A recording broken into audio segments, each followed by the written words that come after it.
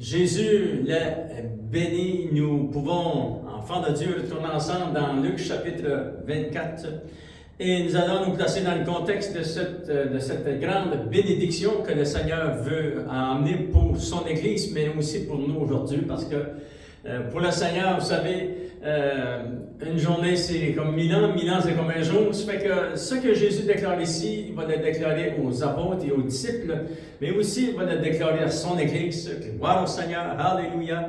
Luc chapitre 24, enfants de Dieu, regardons ce que Jésus va faire juste avant de monter s'asseoir à la droite de Dieu le Père. Au verset 45, ça dit: alors il leur ouvrit l'esprit afin qu'ils comprissent les Écritures. Il leur dit: ainsi il est écrit que le Christ souffrirait et qu'il ressusciterait des morts le troisième jour, et que la repentance et le pardon des péchés seraient prêchés en son nom à toutes les nations, à commencer par Jérusalem, mais aussi à toutes les nations. Et nous sommes aujourd'hui dans le temps de toutes les nations, et aussi en Israël, enfants de Dieu.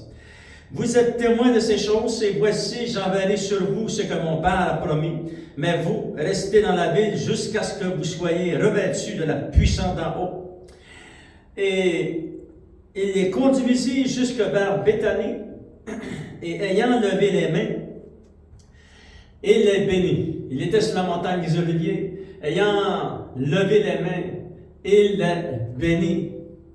Et pendant qu'il les bénissait, il se sépara d'eux, il fut enlevé au ciel, alléluia, et Jésus a été couronné de gloire, et s'est assis à la droite de Dieu le Père. Il est dit pour eux, les apôtres, c'est-à-dire ceux qui étaient sur la montagne des Oliviers, après l'avoir adoré, ils adorèrent Jésus parce que Jésus est Dieu le Fils. C'est une confirmation pour qu'ils adorent, c'est parce qu'on peut seul adorer Dieu seul.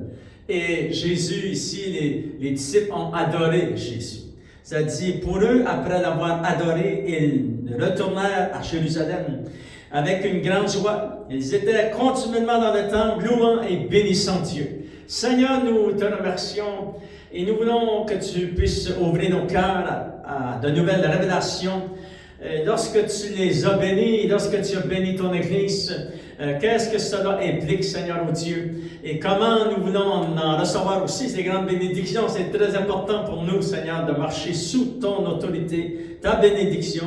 Bénis ton peuple et au nom de Jésus, nous t'avons prié. Amen. À lui soit la gloire. Alléluia.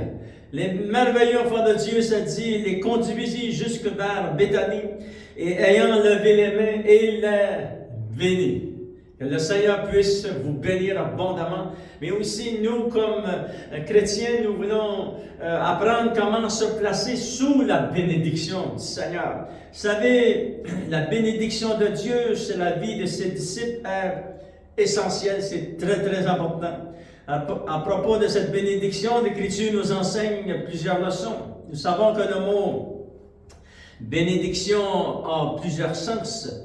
Un don, c'est-à-dire que la bénédiction peut venir en don divin, un don divin, et encore plus enfant de Dieu.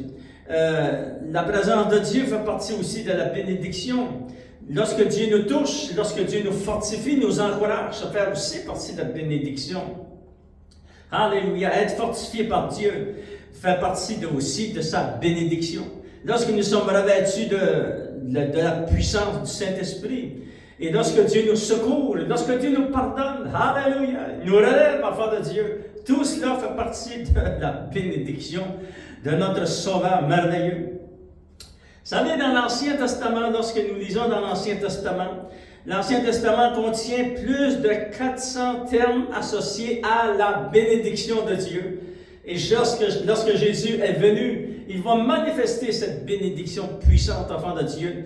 Dieu soutient également son œuvre par la bénédiction, et c'est très important, gloire au Seigneur. Dans le Nouveau Testament, enfant de Dieu, la parole déclare que Jésus, lorsqu'il a été envoyé pour bénir son peuple et bénir les gens, tous ceux qui viendraient à la connaissance de la vérité, tous ceux qui feraient partie vraiment de l'Église du Seigneur Jésus. C'est un miracle extraordinaire, enfant de Dieu. Et aussi, le Seigneur veut bénir toute cette population. C'est très important, enfants de Dieu. Regardons dans Actes des Apôtres, chapitre 3. On va lire quelques versets. C'est lorsque le Saint-Esprit est venu dans la chambre haute. Lorsque le Saint-Esprit est venu, cela a attiré beaucoup de gens et l'apôtre Pierre, nous savons qu'il va enseigner la parole de Dieu et que 3000 personnes vont être sauvées. Actes des Apôtres, chapitre 3, nous savons que Pierre et Jean vont monter au temple et puis, par le nom de Jésus, ils vont prier pour le boiteux et cet homme qui était boiteux de naissance va recevoir la guérison. Et à cause de cela, parce que, vous savez, il était très content, il est rentré dans le temple, il est rentré à l'entour du temple où tout le monde pouvait aller, puis il sautait, il criait, il chantait. Et à cause de cela, enfant de Dieu, regardez au verset 12, Actes des Apôtres, chapitre 3, verset 12, ça dit, Pierre, voyant cela, dit au peuple, Hommes Israélites, pourquoi vous étonnez-vous de cela? Pourquoi avez-vous le regard fixé sur nous comme si c'était par notre propre puissance ou par notre piété que nous eussions fait marcher cet homme? Le Dieu d'Abraham, d'Isaac et de Jacob, le Dieu de nos parents, a glorifié son serviteur Jésus que vous avez livré et renié devant Pilate, qui était d'avis qu'on le relâcha. Vous avez renié le saint et le juste, et vous avez demandé qu'on vous accordât la grâce d'un meurtrier. Vous avez fait mourir le prince de la vie, que Dieu a ressuscité d'entre les morts. Nous en sommes témoins, dit-il, et c'était la grande vérité. Cet homme a été guéri par le nom de Jésus. Il va continuer à expliquer cela. Et regardez, enfants de Dieu, ce que le verset, en continuant, lorsque Pierre continue à expliquer que Jésus est vraiment le Fils de Dieu. Regardez au verset 26, la grande révélation l'une des grandes raisons pourquoi Jésus est venu. Ça dit, c'est à vous, premièrement, que Dieu, c'est-à-dire à eux, en ce temps-là, Pierre prêchait à Jérusalem, dans cette région, enfants de Dieu, c'était à eux, premièrement, que l'Évangile a été enseigné et après ça, ça s'est répandu dans le monde entier jusqu'à nous aujourd'hui, à travers toutes les nations du monde. Et encore aujourd'hui, il y a des gens qui enseignent la parole de Dieu en Israël aussi. Ça dit, c'est à vous, premièrement, que Dieu, ayant suscité son serviteur, l'a envoyé pour vous bénir. Alléluia! En détournant chacun de vous de ses iniquités. Soulignez ce verset dans la parole de Dieu, parce que ça dit que Jésus a été envoyé par Dieu le Père. Pourquoi? Pour vous bénir. Alléluia! C'est vraiment une très grande bénédiction. Lorsque nous acceptons Jésus comme notre Sauveur et Seigneur, nous entrons dans cette bénédiction et nous voulons aussi vivre notre marche chrétienne afin de rester dans la bénédiction. C'est très important, enfants de Dieu. On va regarder ensemble lorsque Pierre va dire ces paroles, et lui, il avait l'expérience de ce qu'il disait, et lui-même avait vécu et découvert et reçu les révélations que vraiment Jésus était le Fils de Dieu. Alléluia! Et il va recevoir la bénédiction de Jésus sur la montagne des Oliviers. Mais regardons, enfants de Dieu, comment son témoignage a commencé dans Luc chapitre 5, verset 1 jusqu'au verset 11. Et regardons toutes les bénédictions que cet homme va recevoir. Et le Seigneur va le bénir, mais aussi le Seigneur va le sauver. Le Seigneur va dépasser toutes ses attentes. Je suis certain que Pierre n'a jamais pensé d'avoir autant la puissance de Dieu dans sa vie. S'il vous plaît, on lit ensemble dans Luc chapitre 5. On commence à lire au verset 1 jusqu'au verset 11. Et c'est le témoignage de l'apôtre Pierre. Il est dit ceci. Comme Jésus se trouvait auprès du lac de Génézareth et que la foule se pressait autour de lui pour entendre la parole de Dieu, il vit au bord du lac 2 barques. Donc les pêcheurs étaient descendus pour laver leurs filets. Il monta dans l'une de ces barques qui était à Simon, c'est-à-dire qui était à Pierre. Et il le pria de s'éloigner un peu de la terre. Puis il s'assit et de la barque, il enseigna la foule. C'est merveilleux, le Seigneur avait des plans de stratégie merveilleuses. il a été un petit peu plus loin sur l'eau, enfant de Dieu, et là, de là, il enseignait la parole de Dieu. Et lorsqu'il eut cessé de parler, il dit à Pierre, à Simon, il lui dit ceci, avance en plein eau et jetez vos filets pour pêcher. Parce que Jésus savait qu'il avait passé la nuit à pêcher. Il n'avait poigné aucun poisson. Et Jésus a dit, verset 5, Simon lui répondit, Maître, nous avons travaillé toute la nuit sans rien prendre, mais sur ta parole, je jetterai le filet. L'ayant, il prit son filet, il l'a jeté à faveur de Dieu dans les eaux. Ils prirent une grande quantité de poissons et leurs filets se rompaient, tellement il y avait de poissons. Ils firent signe à leurs compagnons qui étaient dans l'autre bac de venir les aider. Ils vinrent et ils remplirent les 2 bacs, wow, au point qu'elles s'enfonçaient. Et quand Pierre a vu cela, enfant de Dieu, regardez sa réaction. Quand il a vu cela, Simon-Pierre tomba aux genoux de Jésus et dit, Seigneur, retire-toi de moi, parce que je suis un homme pécheur. Car l'épouvante l'avait saisi, lui et tous ceux qui étaient avec lui, à cause de la pêche qu'ils avaient faite. Il en était de même de Jacques et de Jean, fils de Zébédée, les associés de Simon. Alors Jésus dit à Simon, ne crains point, désormais tu seras pêcheur d'hommes. Et ayant ramené les barques à terre, ils laissèrent tout et suivirent le Seigneur. Alléluia!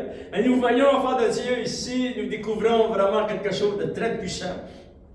Nous découvrons la conversion, la repentance et la conversion de l'apôtre Pierre. Et lorsqu'il voit ce miracle extraordinaire que le Seigneur a fait venir ces poissons et qu'il va récolter cette grande pêche, cette miraculeuse enfant de Dieu, il va tomber à ses genoux puis il va dire ceci au verset 8. Alléluia! Quand il vit cela, Simon-Pierre tomba aux genoux de Jésus. Il dit, Seigneur, retire-toi de moi parce que je suis un homme pécheur. Alléluia!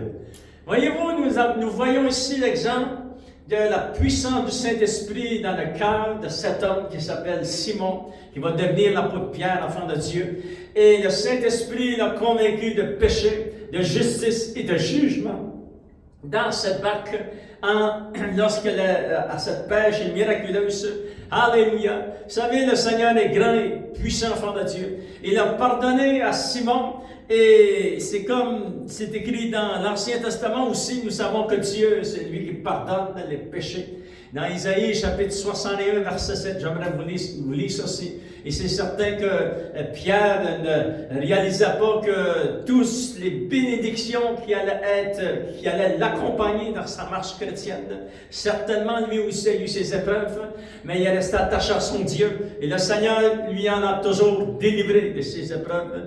Et regardez dans Isaïe, chapitre 61, verset 7, ça dit, au lieu de l'opprobre, vous aurez une portion double. Alléluia! Vous savez, le mot opprobre veut dire, au lieu de votre ignominie, de votre honte, de le péché qui vous condamne, le Seigneur a dit, je vous donnerai une portion double. Alléluia! Et ça dit au verset 7, au lieu de votre opprobre, vous aurez une portion double. Au lieu de l'ignominie, ils seront joyeux de leur part. Ils posséderont ainsi le double dans leur pays. Alléluia!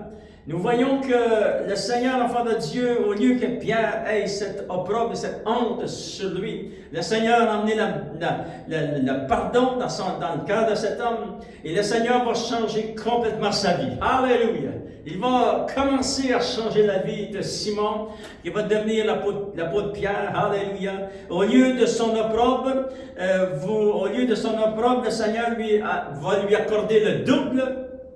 Va lui accorder la bénédiction, va lui accorder, enfant de Dieu, la considération, l'honneur, et le Seigneur va l'élever. Gloire au Seigneur, la puissance de recevoir le pardon de Christ enlève l'opprobre, enfant de Dieu. Et c'est la même chose que nous, lorsque nous avons demandé pardon au Seigneur. Alléluia, le Seigneur nous a pardonné. Et enfant de Dieu, il a enlevé la culpabilité, il nous a rempli d'assurance, il nous a rempli de confiance, sachant que nous pouvions avancer avec assurance devant le trône de notre Dieu, de notre Père. Et nous avons appris à marcher avec lui, enfant de Dieu. C'est vraiment ça, la vie chrétienne. La vie chrétienne, c'est se repentir et se convertir au Seigneur afin de demeurer sous la bénédiction. C'est très important. Jésus l'est béni, mais nous voyons que Pierre a commencé, lorsque Jésus le rencontre la première fois, enfant de Dieu, il va se repentir, il va apprendre à marcher avec le Seigneur. Alléluia. Pierre, enfant de Dieu, au lieu de son opprobre, le Seigneur va lui donner une double portion. Première chose que Jésus va lui donner, nous gardons notre doigt dans Luc chapitre 5. Regardez, enfant de Dieu, au verset 3 jusqu'au verset 9, ça dit, montant dans l'une de ses barques qui était à Simon. Il le pria de s'éloigner un peu de la terre, puis il s'assit de la barque, il enseigna la parole de Dieu. Et lorsqu'il eut cessé de parler, il dit à Simon, jette maintenant, avancez en pleine eau et jetez vos filets. Vous savez, Simon avait deux choix, il a obéi au Seigneur, et gloire à Dieu, alléluia. Lorsque le Seigneur t'appelle, obéis au Seigneur. Et tu vas voir la puissance de Dieu. Alléluia. Si Pierre, si Simon n'aura pas obéi, il n'aura pas vu la puissance qu'il y a ici, enfant de Dieu. Ça dit, Simon lui répondit, Maître, on a travaillé toute la nuit, mais sur ta parole. Alléluia. Souvenez, la foule était venue pour entendre Jésus. Il prêchait la parole de Dieu, il prêchait la parole du royaume, mais il dit, sur ce que tu déclares, alléluia, je vais tirer mes filets. Et la bénédiction est venue immédiatement. L'ayant jeté, ils prirent une grande quantité de poissons et leurs filets se rompirent, enfants de Dieu. À tel point qu'il est obligé d'avoir de l'aide d'autres barques. Ils sont venus tous ensemble, deux barques, et les barques sont tellement pleines au point qu'elles s'enfonçaient au verset 7. Verset 8, ça dit, quand il vit cela, Simon-Pierre tomba aux genoux de Jésus, dit, Seigneur, retire-toi de moi parce que je suis un homme pécheur. Et Jésus va immédiatement le toucher, ça dit, car l'épouvante l'avait saisi. Et même les autres gens aussi, ils sont saisis d'épouvante. Et verset 10, ça dit, alors Jésus dit à Simon, ne crains point, Simon. Ne crains point. Désormais, tu seras pécheur d'hommes. Wow!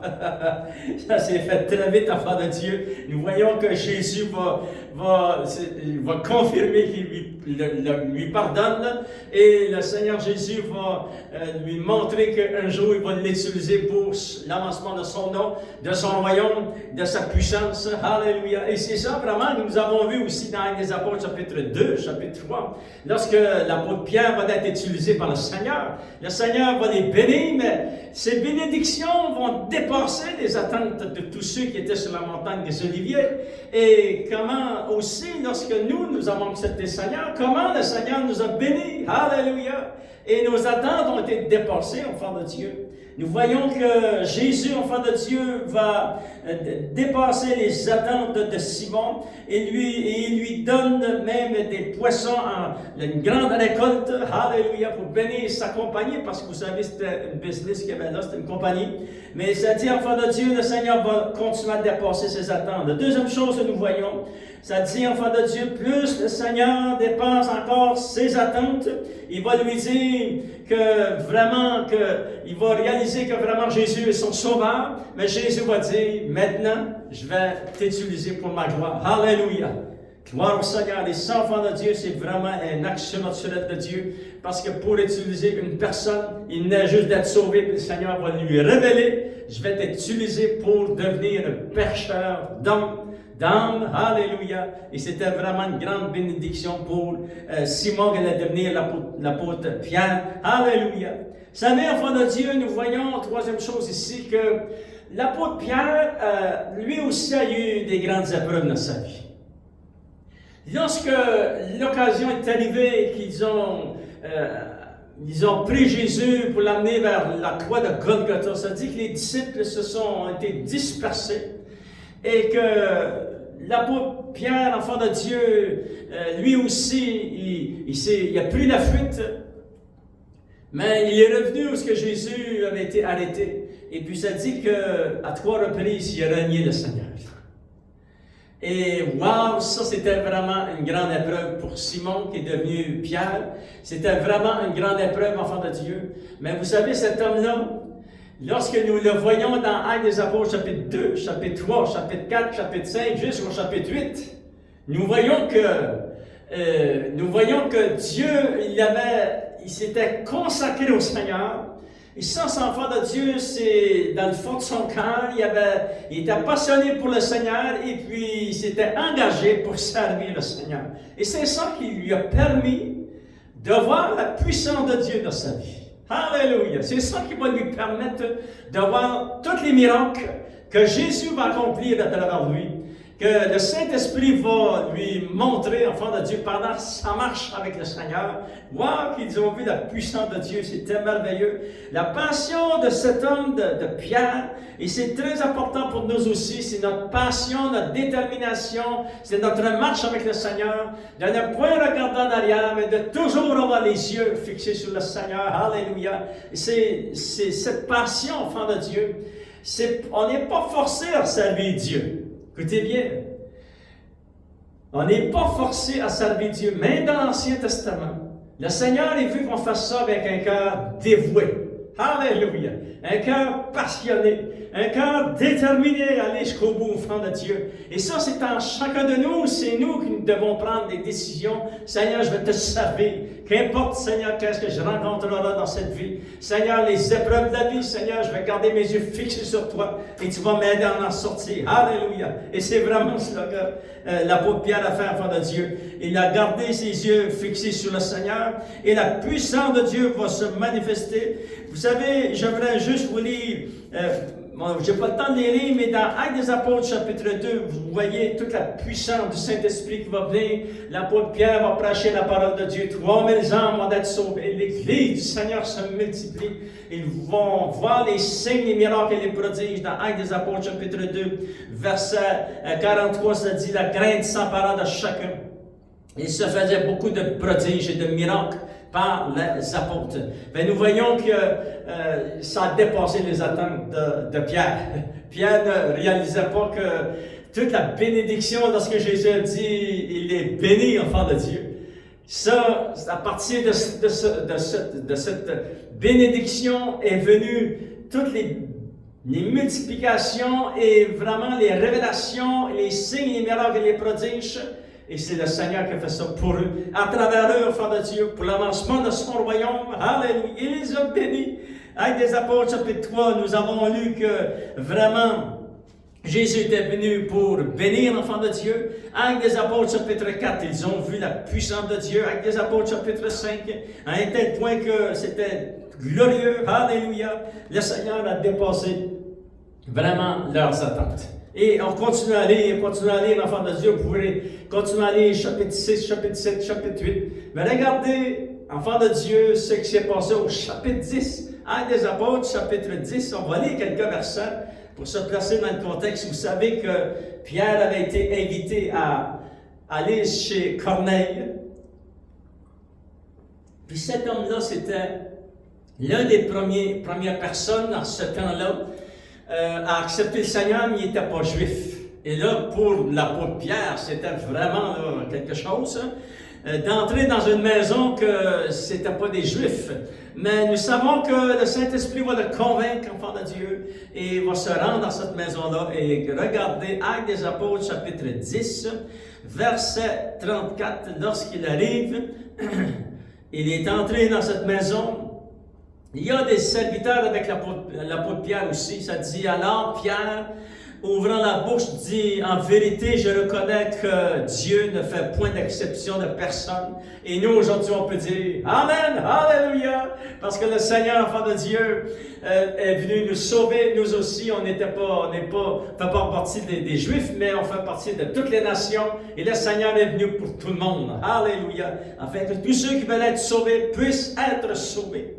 Ça dit, mais qu'en toute nation, celui qui le craint et qui pratique la justice lui est agréable. Il a envoyé la parole aux fils d'Israël en leur annonçant la paix par Jésus-Christ, qui est le Seigneur de tous. Et vous savez ce qui est arrivé dans toute la Judée après avoir commencé en Galilée à la suite du baptême que Jean-Baptiste a baptisé Jésus. Jésus s'est mis à prêcher la parole de Dieu, verset 38. Vous savez comment Dieu envoie du Saint-Esprit de feu et de force. Jésus de Nazareth, il allait de lieu en lieu faisant du bien et guérissant tous ceux qui étaient sous l'empire du diable, car Dieu était avec lui. Il va continuer, enfant de Dieu, nous sommes témoins de tout cela parce que lui était avec le Seigneur pendant que Jésus va faire son ministère. Il va leur expliquer que Jésus était crucifié, mais que 3 jours plus tard, Dieu va le ressusciter d'entre les morts. Et verset 43, ça dit, tous les prophètes rendant de lui le témoignage que quiconque croit en lui reçoit par son nom le pardon des péchés. Alléluia. Et immédiatement, enfant de Dieu, comme Pierre prononçant encore ces paroles. Et là, le Saint-Esprit est venu, enfant de Dieu. Où était Corneille, la maison était pleine de personnes. Le Saint-Esprit descendit sur tous ceux qui écoutaient la parole de Dieu. Tous les fidèles circoncis, ceux qui étaient avec Pierre et Pierre lui-même, furent étonnés de ce que le don du Saint-Esprit était aussi répandu sur les païens. Wow, sur les gens des autres nations. Et ça dit, car ils les entendaient parler en d'autres langues, et nous savons que les autres versets nous expliquent que vraiment ces gens étaient baptisés dans l'eau, ils ont reçu le pardon des péchés, et eux aussi allaient commencer sous la bénédiction de Jésus. Alléluia! Vous savez, l'apôtre Pierre, lorsque Jésus est béni, c'est un exemple. Les autres aussi, enfants de Dieu, nous avons des témoignages dans la parole de Dieu, comment eux aussi ont été bénis, comment Dieu les a touchés. Et comment Dieu a dépassé leurs attentes. Et mais ça, tout cela a commencé, Jésus les bénit. Alléluia!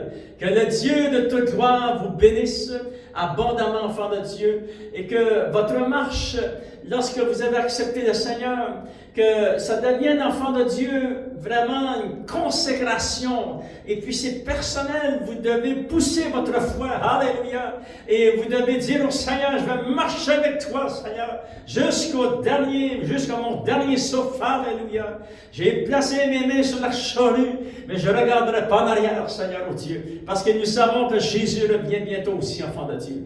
Et là, vous allez entrer sous la bénédiction que le Seigneur avait donnée à ses disciples sur la montagne des Oliviers. C'est la même bénédiction pour nous aujourd'hui. Alléluia. Et lorsque nous entrons dans cette bénédiction, nous allons voir la puissance de Dieu, comme l'apôtre Pierre a vu la puissance de Dieu. Que Dieu puisse vous bénir abondamment, pousser votre foi dans les choses de Dieu, dans la parole de Dieu. Gardez votre foi dans les Saintes Écritures. Et le Seigneur va vous bénir, vous, votre maison, votre foyer. Seigneur, je prie au nom de Jésus que tu puisses bénir ton peuple, bénir chacun de nos maisons, bénir chacun de nos églises. Interviens puissamment, Seigneur, pour amener tes bénédictions en abondance par les signes, les miracles et les prodiges sur ton peuple et ton église. Seigneur, nul n'est comme toi. Alléluia. Tout ce que tu as fait pour eux, tu l'as fait pour nous en cet instant, aujourd'hui, maintenant. Et au nom de Jésus, nous t'avons prié.